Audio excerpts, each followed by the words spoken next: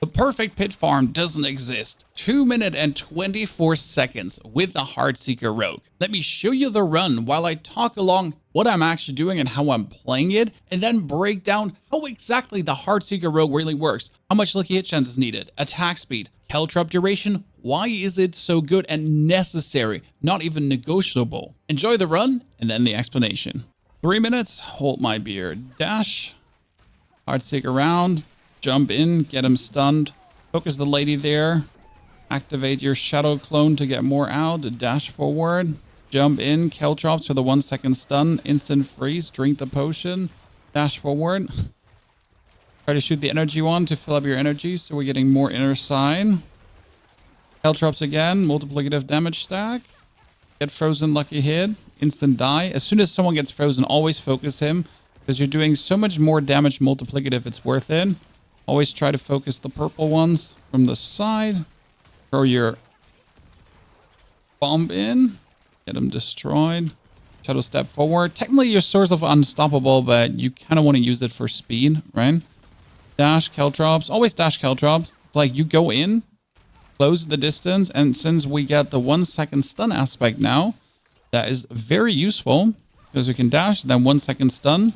That often gives us either the lucky hit here to freeze, but it gives us also at least 1 second of retribution, which is 60% multiplicative bonus damage, so why would we not take that?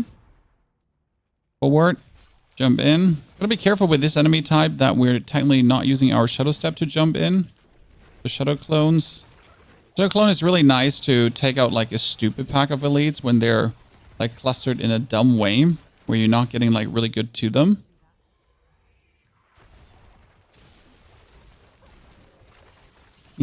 Throws you. Go in, have the accursed touch explode. Don't forget that. Also, try to, if you already have to shadow step for a gap closer, try to at least shadow step on the dudes that you really need to kill. Right? Do you want to get the ones that reduce the damage, then downed? Ignore one single elite. Rather go for the pack of elites because of your victimized area damage. Right? That just makes it better. Oh, there's the thing. Come on. This is the fastest we've been in a while. 2 minutes, 10 seconds. Straight up onto the boss. Caltrops. The longer the Caltrops are, better. Try to throw that on. Shadow clone, Caltrops, dash in. Have them in there. You into the shadow clone, just blasting away. Boom. Let's go. First the skills, then the gear, and then we're talking about the changes to Paragon, which is better than ever due to how Paragon works now. We begin with Heartseeker into Heartseeker giving you more attack speed, and then also Heartseeker to ricochet off. That works so good because it then explodes just into everyone. In the second part, we're taking damage reduction from Sturdy and then siphoning strikes. You want to dash close to opponents, as you've seen in the gameplay, to then absolutely explode them away and heal yourself while they die next to you. And this works well with Rugged, reducing the damage reduction from damage over time, and reducing the cool and control impairing effects as well. Now to the main important skill, Caltrops, and mine does up to 91% multiplicative damage in the 16 seconds it lasts. And not only that, you're getting 10% bonus critical strike chance if you are shooting at a vulnerable enemy inside the Caltrops. Now, why is my damage so high though? Because usually the Caltrops don't last 16 seconds. You'll have to wait for the gear section for this. Get the bonus vulnerable damage with the bow. The critical strike damage is useless because Victimize can't crit. Yes, Heartseeker can crit, and Victimize does then more damage because it multiplies up the base crit. Still though, more vulnerable damage is overall better. Then we're getting more critical strike chance against knockback enemies, plus trick attacks knocking down dazed enemies. And enemies are simply getting dazed by your smoke grenade. Because you smoke grenade them, they're dazed, boom, you crit them, they're on the ground, they take bonus damage. The smoke grenade also increases my damage, which is fantastic against the bosses. And you have a chance to reduce the cooldown with Lucky Hit as we're stacking Lucky Hit. Another reason why you're actually stacking Lucky Hit. You want Agile for another 12% bonus dodge chance as we're using a cooldown, and we use that always. And then we have 9 points in Exploit currently for 54% bonus damage to healthy and injured enemies. Technically, the boss in the higher pit tiers is more or less longer injured than he's healthy or even in the middle tier of HP. You do want to have more points in Malice though over Exploit. I just gotta exploit because Malice is just straight up bonus damage to vulnerable enemies, and they're always vulnerable. Dark Shroud is your damage reduction. You want as many points as possible in there, and you're gonna be triggering these consistently, even without them being in your skill bar. Dark Shroud has a chance to not be consumed. And lastly, countering Dark Shroud, that we get another 8% critical strike chance bonus. And since we're having a lot of lucky hit chance to freeze, we're also playing Frigate Finesse. You deal 15% increased damage to chilled enemies. This bonus increases to 30% chance against frozen enemies. You could technically play the cold imbuement, and I tried this out over the Shadow Clone. It was fun, but I have to admit that for pushing through 101s as fast as possible, the Shadow Clone just works a little bit better in my eyes, as it's easy to kill the boss even faster, and for the 1 or 2 super big elite packs to just straight up take them out. It is another source of unstoppable as well if you do desperately need it. Adrenaline Rush together with Haste for the bonus movement speed. And lastly, the Victimize. Let me iterate here again. Victimize cannot critical strike itself, but if I critical strike with my Heartseeker ability, then Victimize will multiply that damage up bigger as well. It is not worth it though to put more points into critical strike damage. Instead, rather have Heartseeker multiply up your standard critical strikes with the base critical strike damage you have anyways. As a specialization, we're playing Inner Sight because none of the others makes any sense, and it gives me another 25% bonus critical strike chance to then just crit more damage to the Victimize, crit more. You get the drift. Now to the gear and to tempers you cannot miss out on. And one is Caltrop Duration. Why is Caltrop Duration so good? I have 72% on my sword and another 60% on my other sword. Now let me take both of those off. And my Caltrops are doing currently 10% multiplicative bonus damage, and then for every second the enemy stands in, another 5x. Well, if we're actually putting on those two now, that would be a 91%. So the longer enemies stand in the Caltrops, the more multiplicative bonus damage they take. That is especially important in the further pits, as enemies are standing way too long in that. The same goes for the vulnerable damage tempering on both items and the vulnerable damage itself on the weapon. That is just simply too good because, again, we're stacking vulnerable here. The same goes for your bow. The chance for Heartseeker projectiles to cast twice is enough on your bow, and if you masterwork it one single time, you're going to get it to the 100%, plus vulnerable damage and vulnerable damage. I don't want to see critical strike damage here ever. And for the aspect, we're playing Moonrise, that essentially our damage is greater to increase our base damage, that our Victimize then is increased as well. Same goes for Edgemaster with another 20x multiplier, as we always have full energy.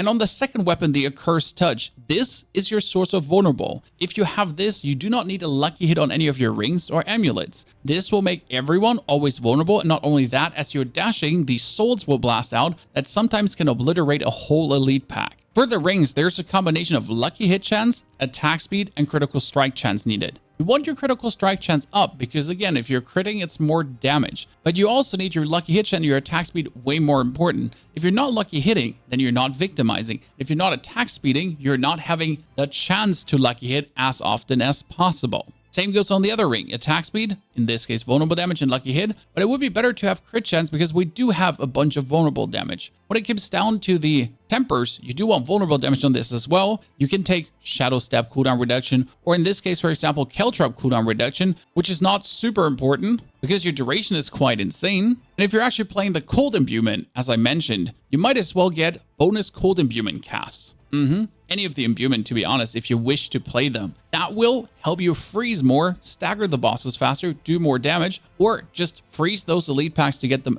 easier out of the window. And if you get another +4 for the cast, that doesn't hurt. And we're currently playing the aspect of the intercom for a consistent 10% bonus damage, but we're standing still against the bosses, and there will be another 30%. While the other ring is currently playing, Caltrops also throw out a cluster of exploding stun grenades that stun the enemy. And this stun helps so much as you're speed pushing because you're dashing in, Caltrops stun blast away. Otherwise, as you're dashing in and Caltrops, they could already shoot back on you and hit you in that very moment. Creates some very stupid one-hits sometimes. But with this stun, you're completely avoiding this and you're just making it safer for you to essentially dash, Shadow Step in, Caltrop out, bonus damage multiplier straight away, and blast away. The amulet needs to play the aspect of adaptability for the 120x bonus damage multiplicative, which essentially allows you to victimize harder than ever. We're currently tempering dodge chance on this because more dodge chance allows you to avoid everything. We have 50% dodge chance. That's perfect. We dash in, we get 12% bonus dodge chance from our skills, then plus this already at 21%, plus all the other stuff, crazy. Vulnerable damage, I'm currently running resistance to all elements here and lucky hit chance. That resistance to all elements is essentially important to just resistance out completely. We get 6 ranks to exploit, but it could also be 6 ranks to malice and 6 ranks to exploit together, plus frigate finesse if possible is technically your perfect amulet, but these amulets are non-existent or cost a couple of billion. On the boots, you're having a lucky hit to daze enemies, and if they're dazed, they're also getting knocked down, plus we do more damage against dazed enemies, and well, we can grenade daze them. Then there's a lucky hit chance to immobilize, freeze, or stun as we lucky hit a lot, bonus armor, movement speed, and dex. The bonus armor is needed to essentially reach the armor cap, and a simple bonus of movement speed. These lucky hits are an absolute staple for your build because they'll make you stagger bosses ultra fast, but also take care of anything that just tries to kill you. And the trend continues on your pant. Lucky hit chance to freeze. You want 2 of those to really freeze opponents often. A bonus dodge chance, and then my critical strikes are making Dark Shrouds. Now we always have Dark Shrouds up, and we don't have to play Dark Shroud in our bar for another skill slot. Plus the resistance to all elements and the 5 into Heartseeker, that our Heartseeker is the highest possible, and we do the most damage with Victimize. For the gloves, we're looking for greater affix attack speed. That's it. No, the dexterity is not wanted and the vulnerable damage as well. This glove has the biggest stats possible for lucky hit chance, attack speed, and also critical strike chance. You really want that trio for the maximum possible damage, as well as the aspect of retribution that is double dipping. If you actually stun or knock down someone, and we're stunning and knockdowning people a lot, it's 60% more damage multiplicative instead of 30%. More chances to freeze, get them frozen, frigate finesse, more damage. Your chest piece is playing ranks to subterfuge skills or Dark Shroud. We just simply want more Dark Shroud happening. Maximum life, life per second, dexterity, whatever you can get. Even more dodge chance tempers, yes, and then another chance to slow, freeze, stun, whatever you don't actually have. And as the aspect, we're trying to freeze our enemies with our grenades, with the Frostbitten. Yes, they are equal to your crit chance, that's why I want some crit chance more, and then you deal 25% increased critical strike damage against frozen or stunned enemies. We are stunning a lot with our grenades, and with everything, we're stunning a lot with lucky hits. You kind of see where this is going. And lastly, the Harlequin Crest, which is non-negotiable to a degree because the Harlequin Crest boosts the base damage of your Heartseeker for more damage. Alternative. For the same level of damage reduction, you could take the Enshrouding aspect, which gives you another 20%, or just simple the Aspect of Might, which gives you another 20% damage reduction for 7 seconds as you're using basic skills. Both are wholly possible to be played, but you're definitely going to be miss out on the bigger base damage. Fantastic thing about the Paragon board is that almost every single node is activated now due to the changes or the requirements down from 90 subsequent stats to 60.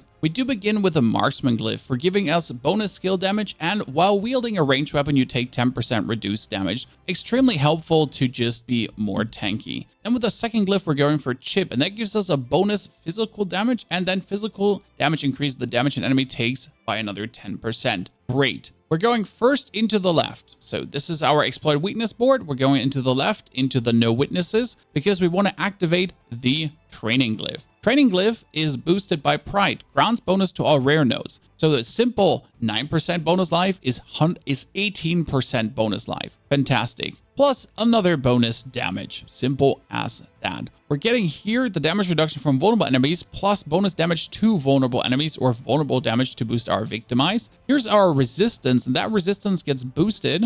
On the right side is our resistance, and that resistance is simply getting boosted by the Devious. And Devious does when you hit an enemy with an attack that applies a crowd control effect, as we do with everything, they take 2% up to 10% increased damage for 20 seconds. Great. Hold up into the Deadly Ambush board for increased critical strike damage to enemies affected by your trap skills. We trap them consistently with our Caltrops, and Exploit giving us the bonus amount of vulnerable, and we're putting all the 49 points in, plus a little bit damage reduction from enemies affected by trap skills. Very useful. To the left side board with damage reduction from elites and bonus armor into Cheap Shot for 5% increased damage for each nearby enemy that is crowd control up to 25%. We crowd control all of them. With the control glyph for another 20% damage multiplier against stunned, frozen, chilled enemies. we get damage to crowd control enemies. And yes, this damage reduction from slowed enemies is now finally activated because we don't need that much more strength. And even the subsequent one in the Cunning Stratagem board, yes, that armor glyph is activated to get us to the armor cap extremely easy. And last one, we have ambush. Enemies affected by trap skill take 10% increased damage. And well, we have them trapped at any moment. Any Heartseeker questions left? Put them down in the comments below, or you're rather interested in the absolutely new tech Necromancer who is stronger than ever. Here's a video for you. Don't worry, we get a barb and a new sword as well coming that are able to clear Pit 100. Enjoy and have a fantastic rest of your days.